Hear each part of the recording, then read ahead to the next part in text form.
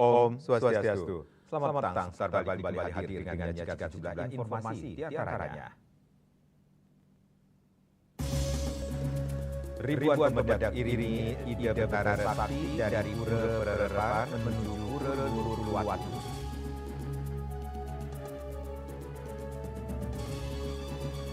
KKP tangkap kapal ikan asing berbendera Cina. Jangan lewatkan juga informasi menarik dan terkini lainnya yang sudah disiapkan tim redaksi kami. Bersama saya, Madi Sekarang, inilah Seputar Bali selengkapnya.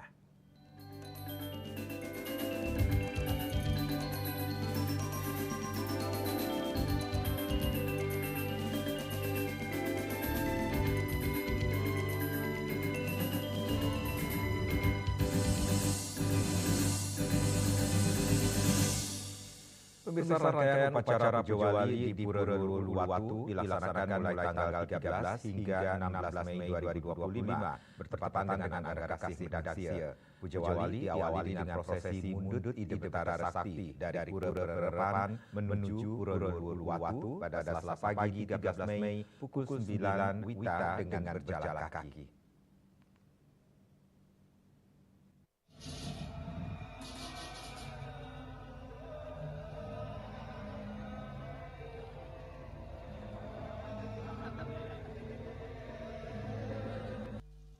Ribuan pemuda dari desa adat Catu sebagai pengomong dan Puri Agung Cerokute sebagai pengompon Pura Uluwatu mengikuti prosesi sakral ini. Prosesi diawali dengan mundut ide betara sakti dari Pura Pererepan desa adat Catu menuju Pura Uluwatu dengan berjalan kaki. Jarak yang ditempuh pemuda sekitar 5 km. Puncak Puja Wali dipuput oleh 2 selingi yaitu ide pedanda gede Sari Alimbawa dan ide pedanda gede Isana Manuabe dari Geria Lebah Abian Semal Badung. Ada yang berbeda dari Puja Wali tahun ini, di mana prosesi pakelem dilaksanakan di lokasi Siwor Uluwatu. Pada Rabu 14 Mei akan dilaksanakan penganyaran oleh kerama dari Kecamatan Kuta Utara dan Desa Pecatu. Keesokan harinya, Kamis 15 Mei, giliran Kecamatan Kuta bersama Desa Pecatu yang melaksanakan bakti penganyaran. Sebagai penutup pada Jumat dilaksanakan bakti penyeneban oleh kerama dari Kecamatan Kuta Selatan dan Desa Pecatu. Hal utama yang ditekankan pada Puja Wali kali ini terkait penegasan terhadap dukungan gerakan Bali bersih sampah. Andika dan Ari Wiratmaja, Bali TV. Tokoh pengelisir Puri Kanginan Buleleng, Anak Agung Ngurah Parwata Panji, terima kunjungan Mokrama Ketua Umum Pimpinan Pusat Gerakan Pemuda Ansor, Haji Adin Jauharudin.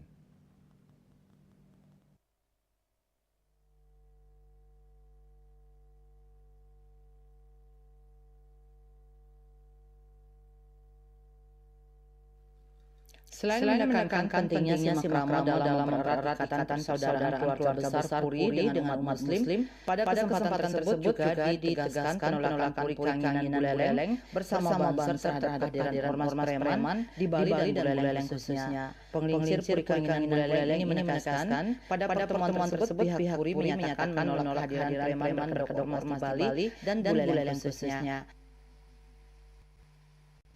Kemarin kami sudah didatangkan oleh Polres kemari, bahwa kami menolak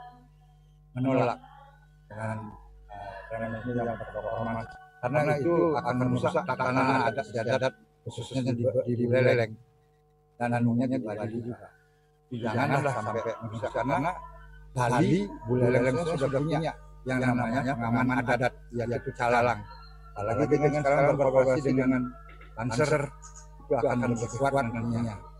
Kami Puri Buleleng, Puri Kanginan Buleleng menolak dengan adanya preman yang berorganisasi. Sementara selaku Ketua Umum PP GP Ansor, Jauharudin menandaskan kunjungan dilakukan karena Ansor Banser yang lain sebelum Republik ini berdiri, tepatnya tahun 1926, sudah 91 tahun bersama dengan seluruh komponen masyarakat menjaga Republik ini dan berharap agar suasana aman, damai dan pun tetap terjaga.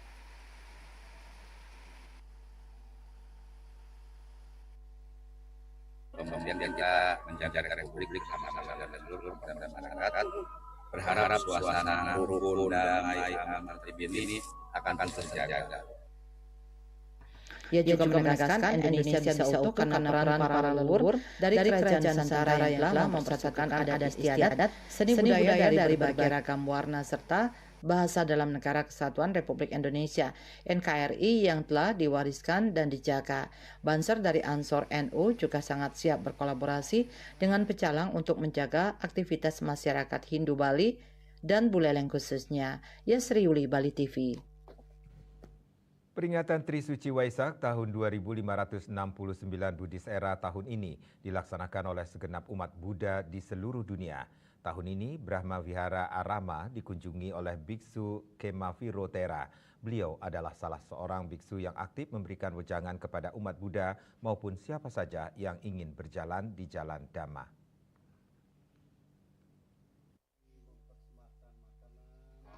Mengunjungi Brahma Wihara Arama yang berlokasi di Desa Tegehe, Kecamatan Banjar Buleleng, baik umat dan pengunjung akan disuguhkan dengan pemandangan dan suasana yang menyejukkan.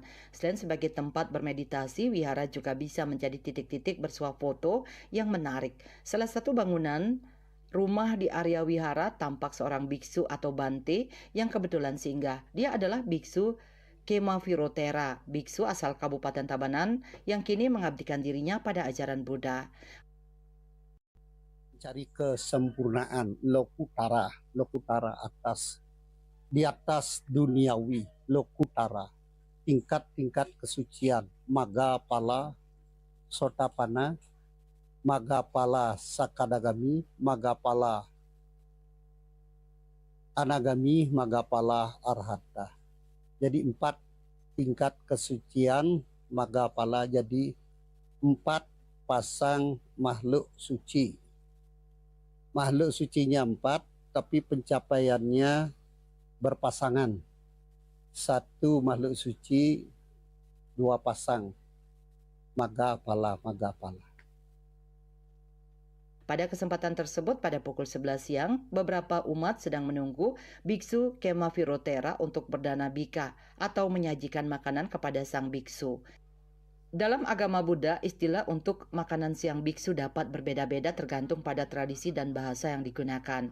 Sebelum sang biku menyantap pindapata atau makanan yang diberikan kepada biksu sebagai bentuk kedarmawanan umat tersebut, sang biksu memimpin doa dan bersama-sama dengan kusuk berdoa mengumpulkan puja dan puji syukur. Ajaran Buddha mendorong biksu untuk mengkonsumsi makanan nabati seperti sayuran, buah-buahan, biji-bijian, dan kacang-kacangan agar tidak menyakiti makhluk hidup lainnya. Yasri Yuli, Bali TV. KKP tangkap kapal ikan asing berbendera Cina. Kami segera kembali dengan laporannya.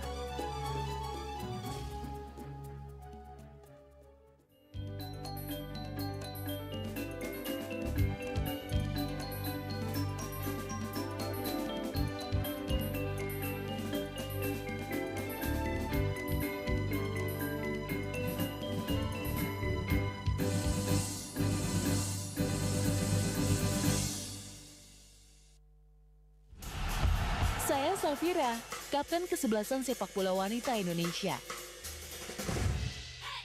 Menangkan 5 tiket nonton langsung Indonesia di Pentas Dunia 2026 Amerika atau total hadiah senilai Rp250 juta.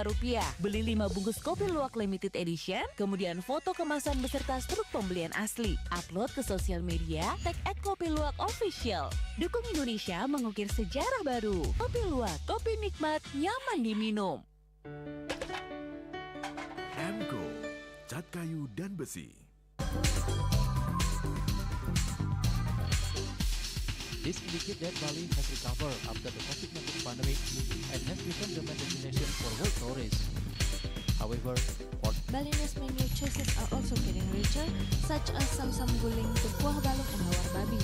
Although many restaurants serve similar menus made from pork, start, they leave behind telltale characteristics of fragments of DNA circulating in the blood, called cell-free DNA.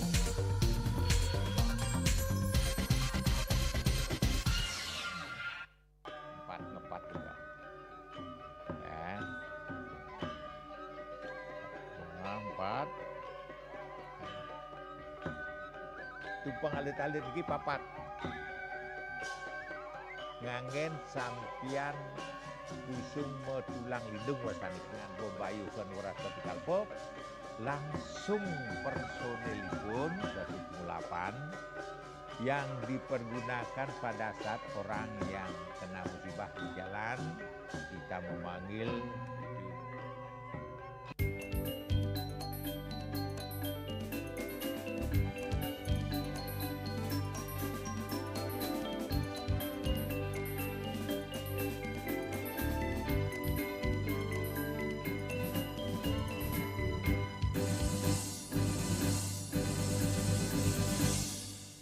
Pemirsa, Kementerian Kelautan dan Perikanan KKP melalui kapal pengawas kelautan dan perikanan KP Paus melakukan penghentian dan pemeriksaan terhadap kapal ikan asing fishing vessel FV Yue Luyu 28359 atau 230 GT berbendera Cina di perairan teritorial Indonesia Selatan, Jawa Timur.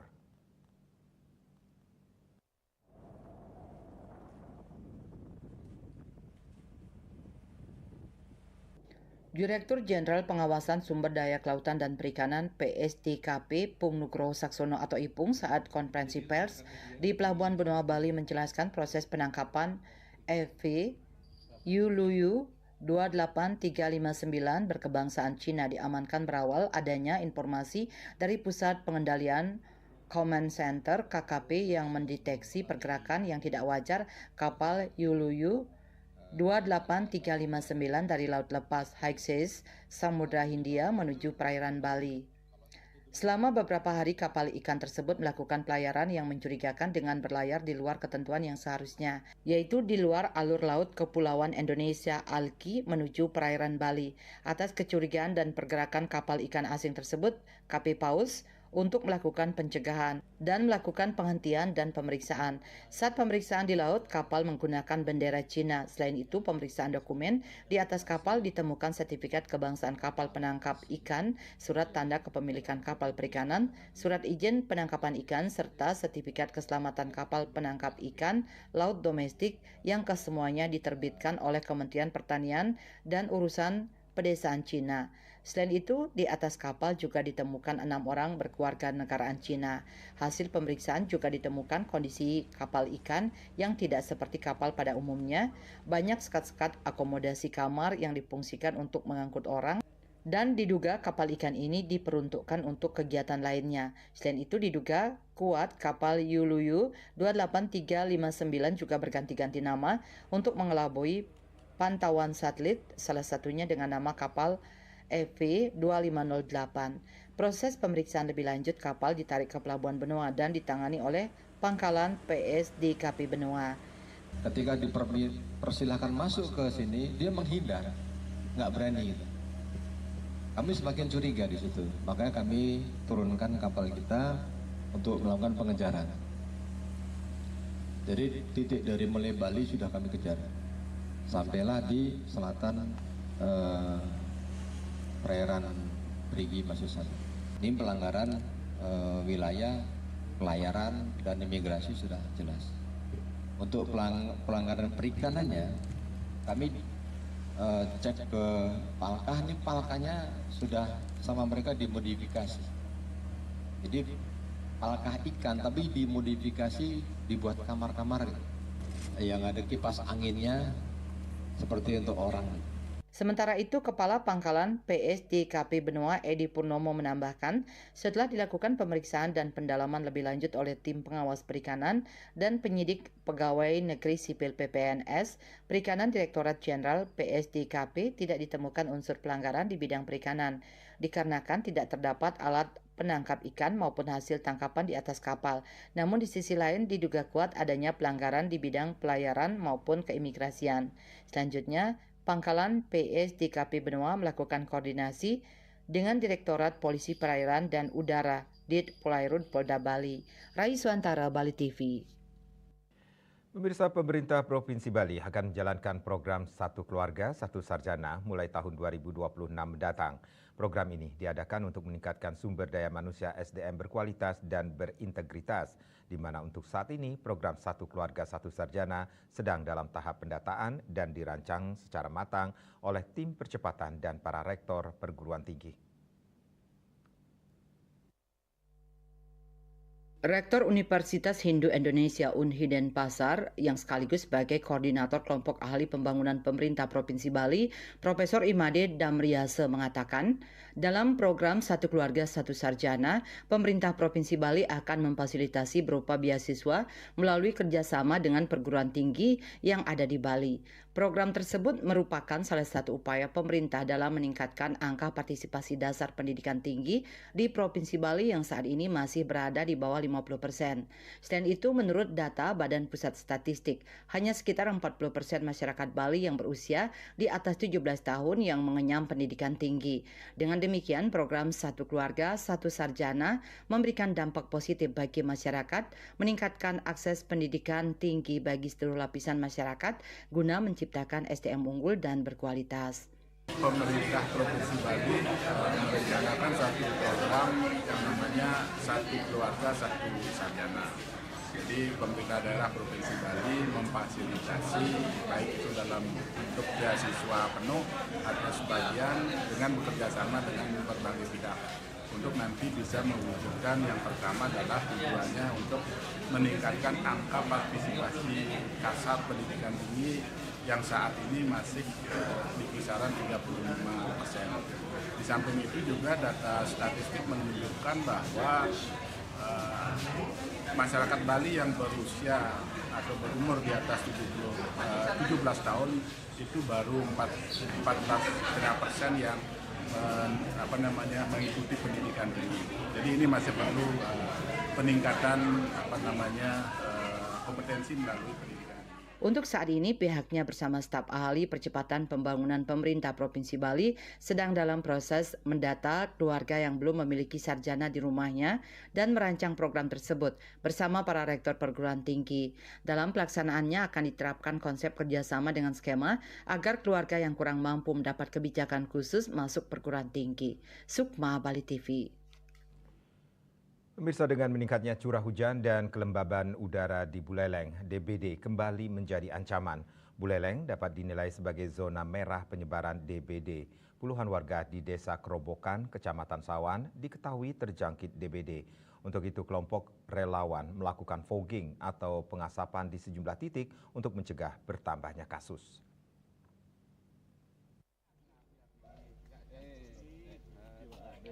Kepala Desa Kerobokan Putu Wisnuwardana menyebutkan bahwa sejak Maret 2025 sudah ada puluhan warganya yang berobat ke fasilitas kesehatan akibat gejala DBD yang menyerang. Menurutnya hingga kini jumlah kasus terus bertambah dan penanganan harus dilakukan dengan cepat. Di 2 bulan lalu sudah hampir puluhan yang terkena DBD di wilayah Desa Kerobokan. Terus sampai saat ini. Jadi di sekarang itu yang terindikasi terbaik itu ada satu yang baru kemarin sudah pulang dari rumah sakit. Jadi Pak Mekal, kalau dilihat nih masalah. Melihat penyebaran yang semakin meluas, pihak desa tak tinggal diam. Putu Wisnu meminta bantuan fogging ke kelompok relawan. Langkah ini diambil karena prosedur fogging dari pemerintah dinilai terlalu memakan waktu. Sejumlah relawan yang dipimpin Ketut Putrasdana melakukan fogging. Menurutnya ini adalah bentuk partisipasi untuk ikut meringankan masyarakat dan pemerintah dengan harapan masyarakat menjadi sehat. Ya, simpel aja bahwa masalah kesehatan adalah tanggung jawab kita bersama. Apalagi saya selaku dokter tentunya paham benar bagaimana sih masalah kesehatan khususnya dampak daripada demam berdarah yang dipengaruhi oleh karena musim ini. Buleleng adalah daerah yang memang memiliki resiko tinggi untuk terjadinya demam berdarah. Inilah salah satu bentuk dari kita bersama LDC, partisipasi kita untuk ikut meringankan masyarakat dan juga dari pemerintah itu sendiri. Menurutnya, kerjasama antara semua pihak menjadi krusial untuk menghentikan laju penyebaran. Putrasdana menambahkan efektivitas fogging juga sangat dipengaruhi oleh ketersediaan bahan bakar seperti solar. Ia berharap ada dukungan dari pemerintah, terutama dalam kemudahan akses logistik lapangan. Yasri Yuli, Bali TV. Kami akan segera kembali dengan informasi sukseskan SPMB tahun 2025. Pelaksanaan Juknis harus diawasi.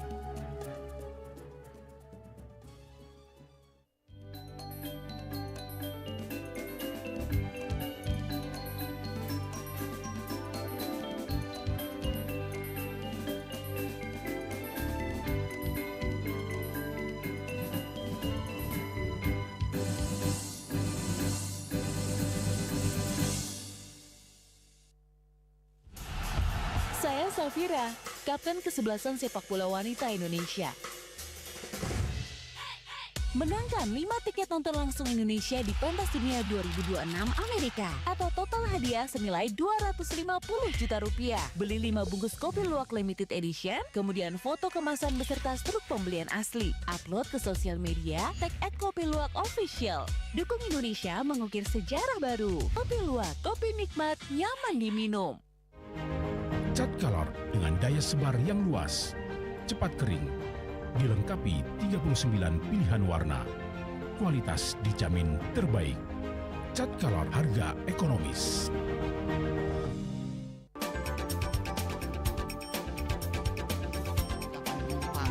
Pihak bandara telah melayani sebanyak 192.284 penumpang baik domestik maupun internasional. Operator mengatakan dari kunjungan wisatawan mencapai 3.000 pengunjung per hari tersebut. Ini mengacu pada perdagangan harga gabah yang juga semakin mahal saat ini. Kondisi itu pun membuatnya tidak maksimal memenuhi permintaan pasokan beras ke pelanggan dan loyalitas anggota Linmas. Hadir dalam kegiatan pelatihan dan pembekalan tersebut.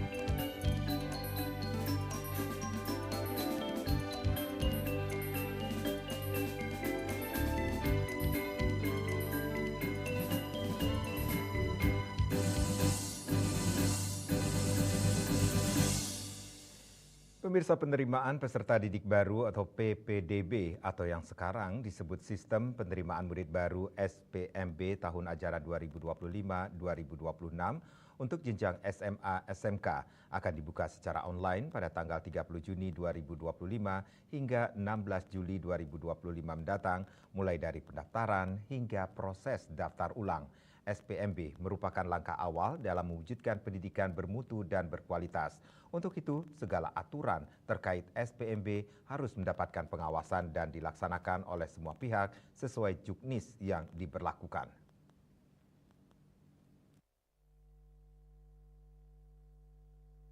Jadwal Sistem Penerimaan Murid Baru SPMB tahun ajaran 2025-2026 untuk jenjang SMA SMK akan segera dibuka.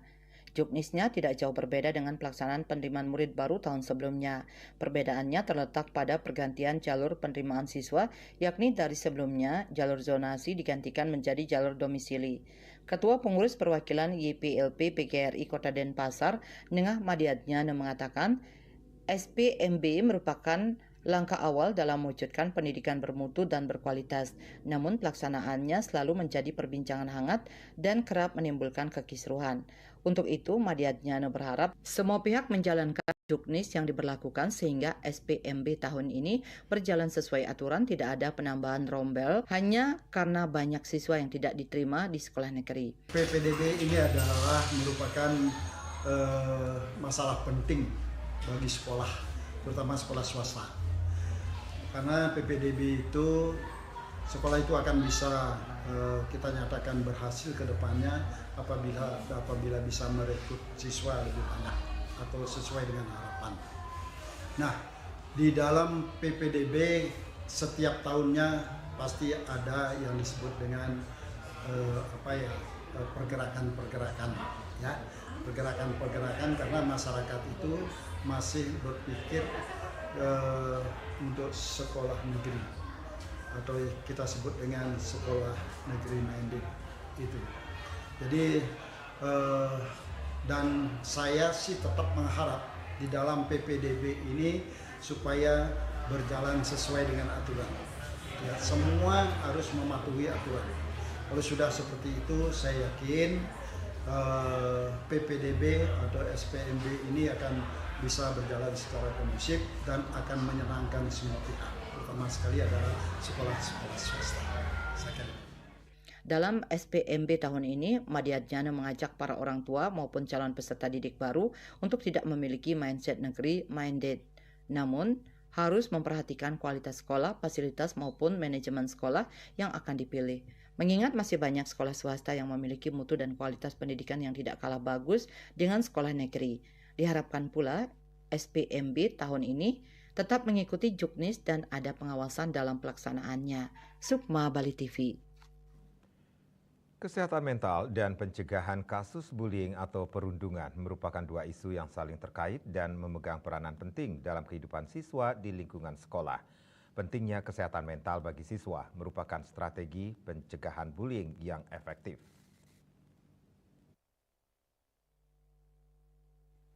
Kesehatan mental merupakan faktor penting dalam kehidupan setiap individu termasuk siswa di lingkungan sekolah.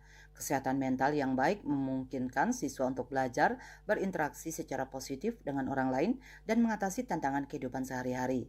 Bullying merupakan perilaku yang merugikan tidak hanya bagi korban langsungnya, tetapi juga bagi keseluruhan yang ada di lingkungan tersebut. Bullying dapat berdampak pada psikologis, gangguan mental, dan siklus kekerasan. Pencegahan bullying memerlukan kerjasama antara sekolah, orang tua, dan komunitas secara keseluruhan. Kenapa seseorang bisa menjadi pelaku dan kenapa seseorang bisa menjadi korban, itu kembali lagi bagaimana pengasuhan di rumah. Pengasuhannya adalah ketika anak kita ajarkan hidup yang teratur, bahwa semua orang sama baik dengan keluarga kita, dengan diri kita. Dia tidak siap bahwa di luar sana, baik itu di sekolah, di tempat bermain, atau di tempat dia ikut klub olahraga, ada anak-anak yang tidak pernah mendapat perhatian keluarganya, selalu dianggap bahwa dunia ini adalah bermain-main, dunia ini adalah candaan, sehingga mereka menganggap semua orang boleh diperlakukan yang sama. Untuk itulah para orang tua, baik pada orang tua yang anaknya pernah diduga sebagai pelaku dan anaknya pernah diduga jadi korban, mulailah dilatih di rumah, dibawa lewat cerita, lewat contoh, bahwa tidak semua orang sama dalam menilai sesuatu yang baik atau yang buruk. Jadi ketika temanmu tidak suka bahwa kamu pintar, kamu nggak usah peduli, atau kamu selalu tepat waktu, selalu membantu bu guru, ikut kegiatan-kegiatan yang positif di sekolah. Apapun yang dibilang oleh teman, baik dia menilai kita dari bentuk tubuh kita, dari gaya rambut kita, karena dia akan mencari sisi-sisi buruknya. Kamu harus bersyukur menerima diri kamu bahwa inilah yang terbaik Tuhan sudah berikan. Jadi ketika ada yang membuli, mengejek, atau merundung, jangan pedulikan, langsung lakukan kegiatan-kegiatan apa yang harus kamu lakukan.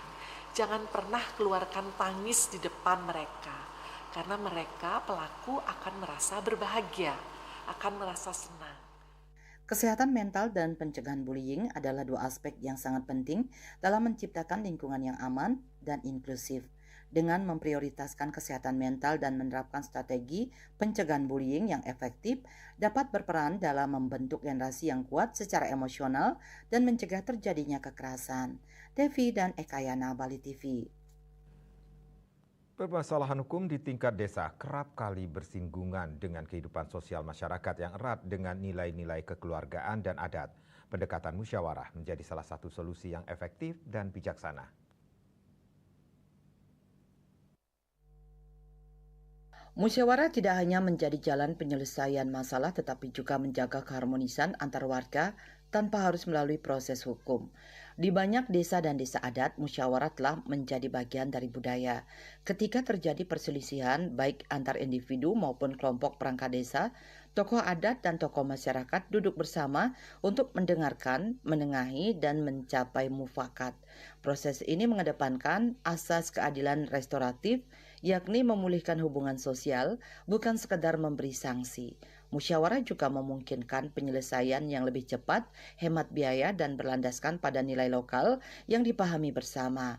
Dalam praktiknya, solusi yang dihasilkan dari musyawarah seringkali lebih diterima karena melibatkan suara semua pihak yang terlibat. Ini adalah balai kerte, balai peparuman, balai bermusyawarah. Ya kan? Konsepnya adalah tempat penyelesaian konflik yang ada di desa ini menjadi konsep. Jadi konflik apa saja, termasuk konsep perdata, konflik adat, termasuk gugatan perceraian misalnya harta gunung gini, termasuk pidana. Tentu semua ada klasifikasinya. Di luar daripada pidana, kayaknya cukup dengan adanya musyawarah mufakat dan win-win solution. Tapi kalau pidana itu ada klasifikasinya, ada tidak pidana menengah, atau tidak pidana ringan bisa masuk di sana. Dan hukumannya juga ada yang sifatnya berat, menengah, dan ringan hukumannya. Nanti hukuman berat misalnya ya dikenakan denda adat, dikenakan upacara adat, itu yang berat. Yang menengah mungkin nanti sudah kami konsep sebenarnya, yang menengah mungkin hanya cukup denda saja, atau yang ringan atau yang menengah juga cukup dengan kerja sosial, pembersihan pura, pembersihan balai desa, mungkin ada pembersihan masjid kalau dia beragama Islam ya. Termasuk juga nanti teguran-teguran yang sifatnya tertulis. Yang itu yang paling ringan. Pendampingan di kejaksaan itu sebenarnya di desa ini sudah ada. Kita cuma meneruskan memperluas ruang lingkupnya. Sampai betul-betul desa ini bisa mandiri. Desa ini bisa mandiri. Dan kita akan nanti adakan pelatihan-pelatihan khusus. Namun, efektivitas musyawarah tetap perlu didukung oleh pemahaman hukum dasar dan pengawasan agar tidak melahirkan keputusan yang diskriminatif atau merugikan hak individu tertentu. Oleh karena itu, kolaborasi antara pemerintah desa, lembaga adat, dan pendampingan hukum sangat penting dalam memperkuat sistem penyelesaian sengketa berbasis musyawarah. Dengan demikian, pendekatan musyawarah adalah bentuk kearifan lokal yang patut dijaga dan ditingkatkan sebagai solusi penyelesaian permasalahan hukum yang selaras dengan nilai-nilai masyarakat desa dan adat. Bunga Widrayani, Bali TV. Santi Puja menjaga kedamaian bagi umat Hindu. Kami segera kembali dengan informasinya.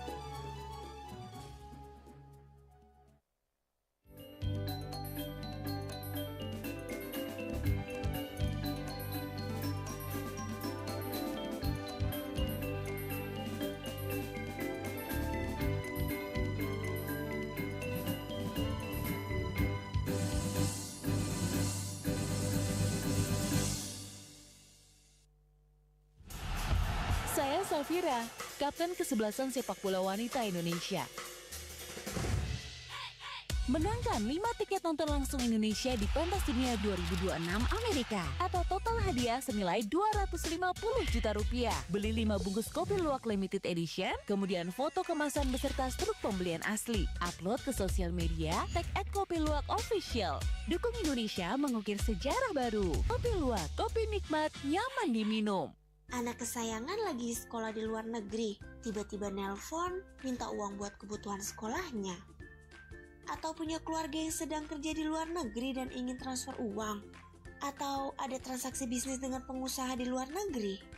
Mau transfer dan terima uang valuta asing. Tapi bingung pakai apa?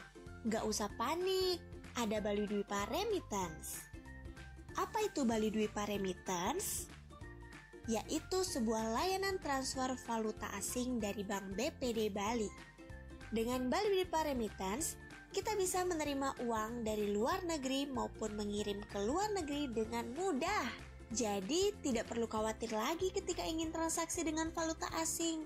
Bersama Bali Dwipa Remittance, semua transaksi akan menjadi semakin mudah. Bali Dwipa Remittance, solusi kirim dan terima uang dari luar negeri.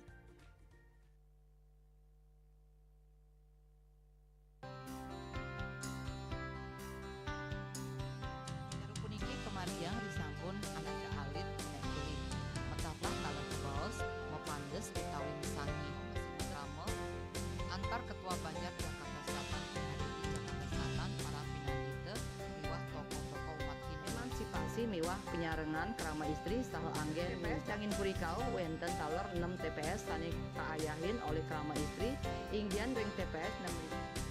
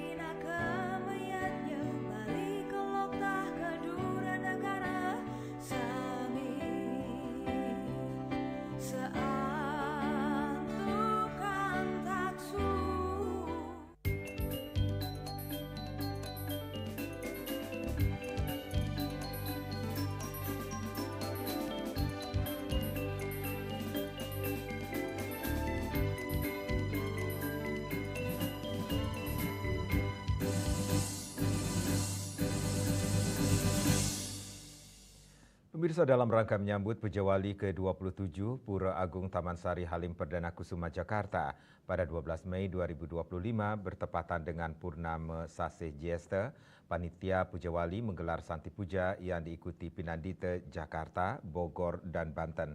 Kegiatan Santi Puja dimaksudkan untuk menjaga kedamaian bagi umat Hindu serta juga mendoakan agar Pujawali berjalan lancar dan sukses.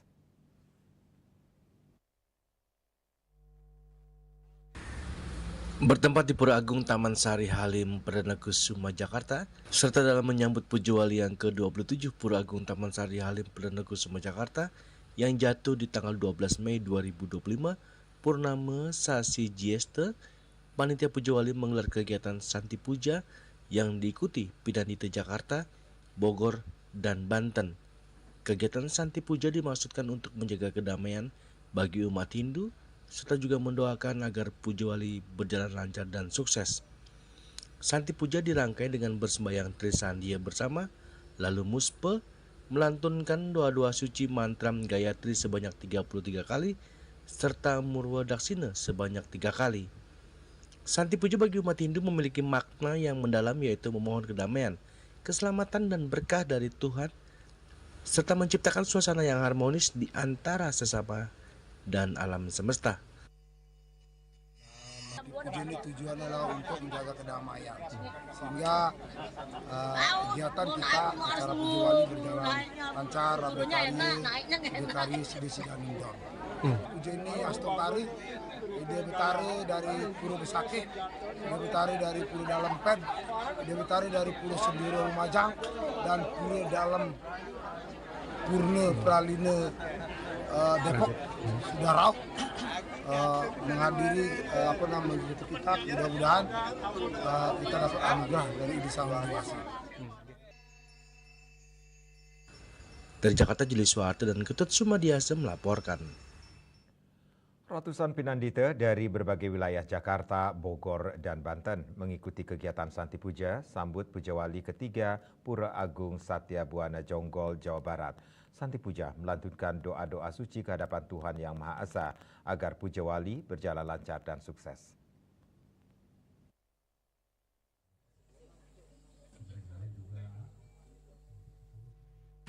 Ratusan Pinandita dari berbagai wilayah Jakarta, Bogor, dan Banten mengikuti kegiatan Santi Puja sambut Pujawali ketiga Pura Agung Satya Buana Jonggol, Jawa Barat. Pura Jonggol adalah sebutan Pura Agung Satya Buana yang terletak di Desa Jonggol, Kabupaten Bogor. Pura ini berada di kesatuan kesatrian milik Ion Poma TNI AD. Walaupun di tengah kesatrian TNI AD, umat Hindu dari manapun masih bisa melakukan persembahyangan bersama. Kegiatan Santi Puja dimaksudkan untuk menjaga kedamaian bagi umat Hindu serta juga mendoakan agar Pujawali berjalan lancar dan sukses. Santi Puja dirangkai dengan bersembahyang Trisandia bersama, lalu Muspa, melantunkan doa-doa suci mantra Gayatri sebanyak 33 kali, serta Murwa Daksina sebanyak 3 kali. Santi Puja bagi umat Hindu memiliki makna yang mendalam, yaitu memohon kedamaian, keselamatan, dan berkah dari Tuhan, serta menciptakan suasana yang harmonis di antara sesama dan alamnya semesta. Santi Puja untuk Puja Wali yang ketiga, Pura Agung Satya Buwana Jonggol. Asokare disupport, dihadiri para pinandita se-Jabotabek. Sekitaran yang sudah terdaftar 86 pinandita ditambah umat pengompon Jonggol dan Banjar Cipinang. Esensi Santi Puja intinya menggaungkan Puja Wali, bagaimana biar ada getaran dengan doa-doa suci dari pinandita yang dipanjatkan. Semoga Puja Wali berjalan lancar, saudara. Demikian juga umat pengompon memulai kerahiwan kerajaan sarang-sarang. Puja Wali tahun ini jatuh pada hari Senin, Purnama ning Kajesta, pas berbarengan dengan libur nasional Hari Waisak. Selain seperti pura-pura biasa yang ada di luar Bali, di sini ada juga petilasan yang guru, ada penglokatan sumur suci Kukun.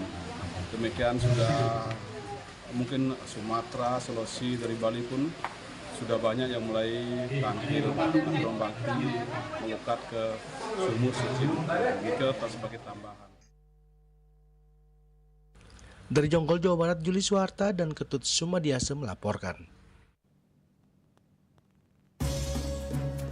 Pemirsa jangan beranjak dulu, kami segera kembali dengan laporan musikalisasi puisi kian populer di kalangan generasi muda.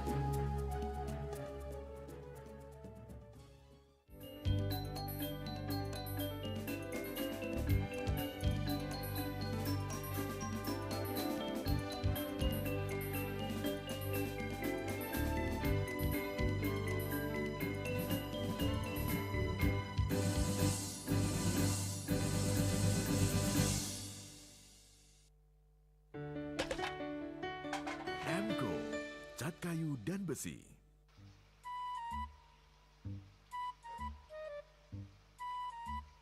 Loh, wah nyai bengong kan?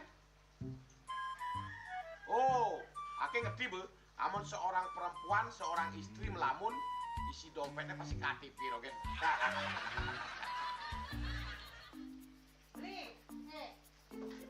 Awake hanya belajar lebih tenang menikmati hidup dengan proses tanpa harus protes. Loh, hidup itu adalah sebuah perjalanan, bukan perbandingan. Maka jangan pernah kamu bandingkan prosesmu dengan orang lain, karena kita berdiri di bumi yang sama dengan takdir yang berbeda.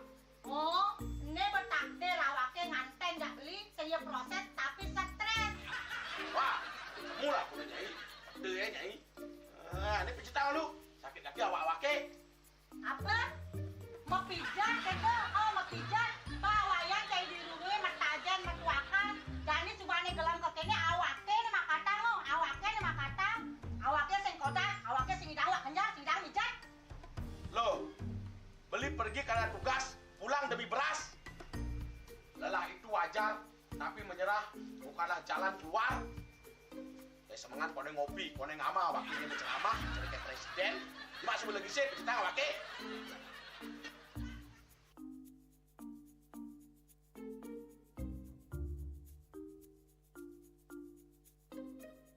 Kene be, kene ini awaknya makatang, awaknya bermedati ngencadang dongkang ini.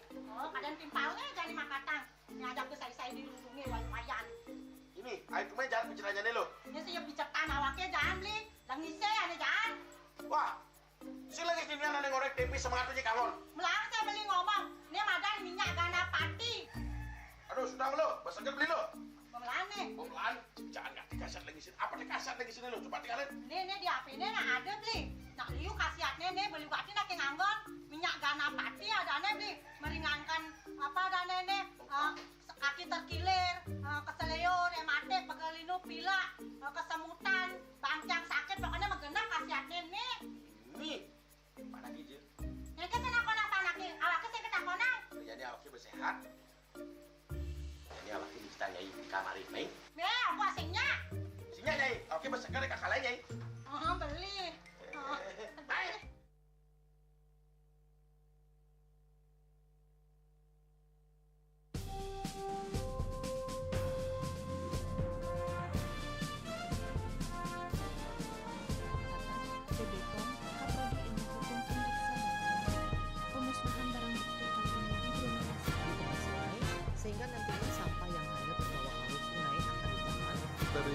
kantor kejaksaan berkas tersangka sudah lengkap.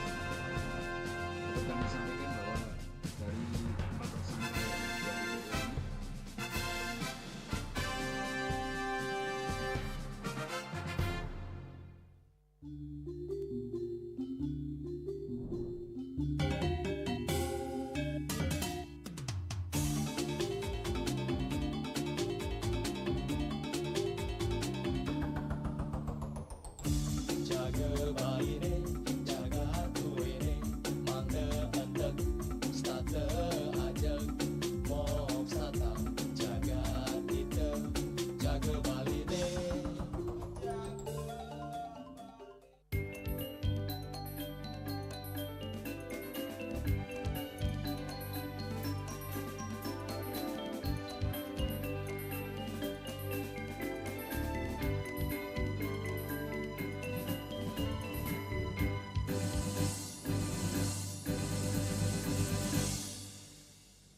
Pemirsa, musikalisasi puisi terus menunjukkan eksistensinya sebagai bentuk seni yang tak lekang oleh zaman. Di tengah arus budaya digitalisasi, generasi muda saat ini justru semakin tertarik untuk mengekspresikan diri melalui musikalisasi puisi yang diangkat dari berbagai karya sastra.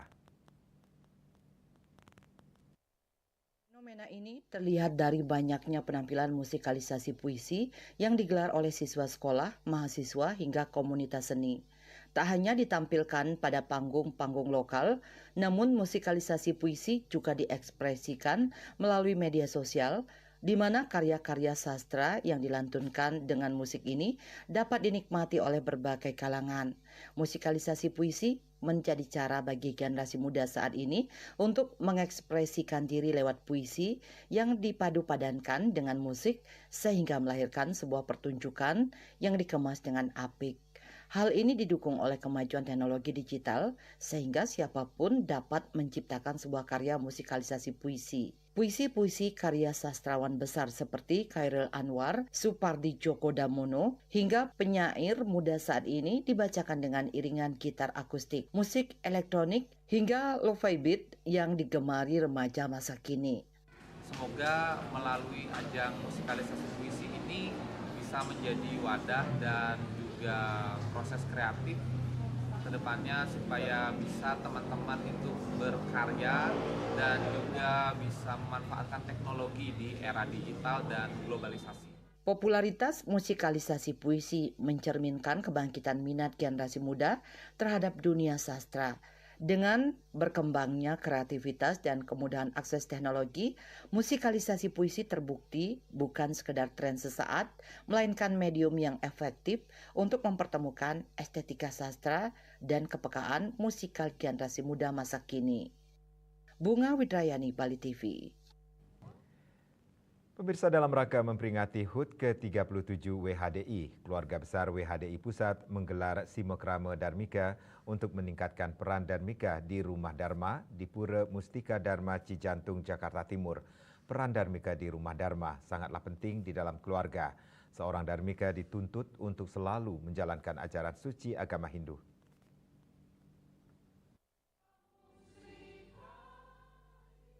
Bertempat di Wantilan, Pura Mustika Dharma Cijantung, Jakarta Timur, dalam rangka memperingati HUT WHDI yang ke-37, peringatan Hari Suci Nyepi Galungan dan Kuningan, keluarga besar WHDI Pusat menggelar kegiatan Simokrama Dharmika guna meningkatkan peran Dharmika di Rumah Dharma. Kegiatan dihadiri 250 Dharmika dari seluruh Jabodetabek dan Banten. Kegiatan juga menghadiri Dharma Tule dengan narasumber Dewa Ketut Suratnaya. Dharmika dalam konteks agama Hindu mengacu pada individu yang memahami dan mengikuti ajaran Dharma. Seorang Dharmika pemeluk non-Hindu menjadi Hindu adalah orang yang berupaya hidup sesuai dengan prinsip-prinsip ajaran suci agama Hindu. Peran Dharmika di Rumah Dharma sangat penting untuk meningkatkan kualitas kehidupan beragama dan sosial.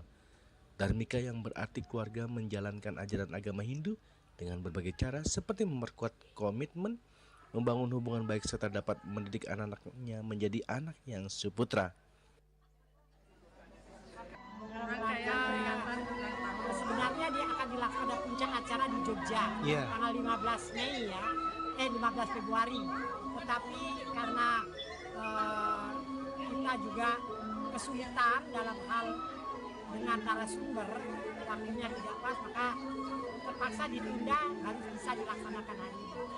Dan ini merupakan suatu program utama ya, program penting dari pengurus pusat, di mana pembinaan ini harusnya bagi Darmika ini harus diprioritaskan. Karena mereka harus paham dalam mendalami agama yang baru dipeluknya yang baru. Termasuk dia seorang ibu, maka dia akan mendidik putra-putranya menjadi kader-kader Hindu yang cerdas, yang pinter, yang berbudi luhur, mana dia akan bersaing, mampu bersaing di global secara global. Itulah persiapannya di tangan ibu-ibu Darmika lah, akan melahirkan generasi muda yang luar biasa yang kita harapkan ke depan. Dengan melihat antusiasnya ibu-ibu Darmika Sejabodetabek dan Banten hadir menghadiri undangan kami di dalam simbol krama masih dalam rangkaian HUT WHDI ke-37 tahun 2025 dan juga perayaan atau peringatan Hari Suci Nyepi Galungan dan Kuningan. Luar biasa antusias mereka karena intinya kita ini semua adalah bersaudara seperti ajaran di dalam ajaran Hindu itu Wasudewa Kutumbakam. Dari berbagai keanekaragaman adat, budaya, tradisi dan keyakinan mereka, kita bergabung di sini menjadi satu, saling menghormati, saling menghargai untuk meningkatkan serada bakti kita di dalam bersama-sama menjalankan ajaran Dharma sesuai ajaran agama Hindu untuk nantinya bisa membentuk keluarga yang sakinah mawaddah dan beliau sebagai role of model ibu di dalam rumah tangga sebagai contoh untuk menjadikan putra-putrinya, anak-anak yang seputra masa depan kita terletak kepada mereka untuk menjadi mewujudkan Indonesia Emas sesuai dengan program.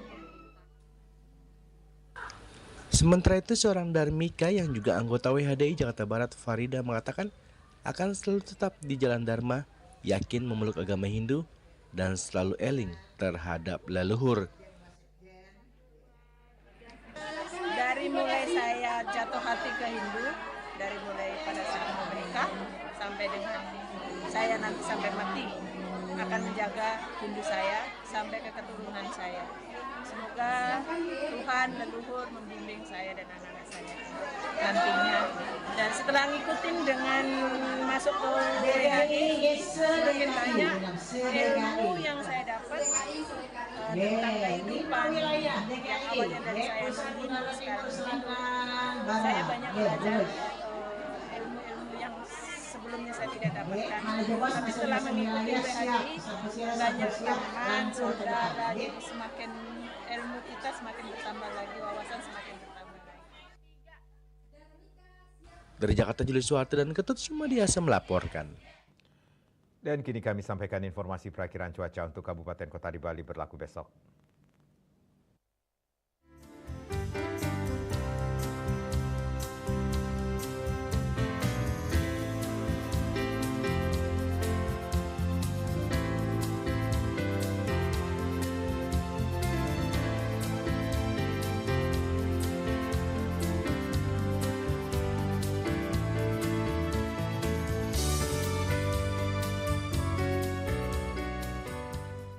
Seputar Bali Malam bersama Minyak Kapun Ganapati Usada Bali, keluarga sehat. Update terus informasi Anda dengan subscribe dan like YouTube channel Bali TV @newsbalitv.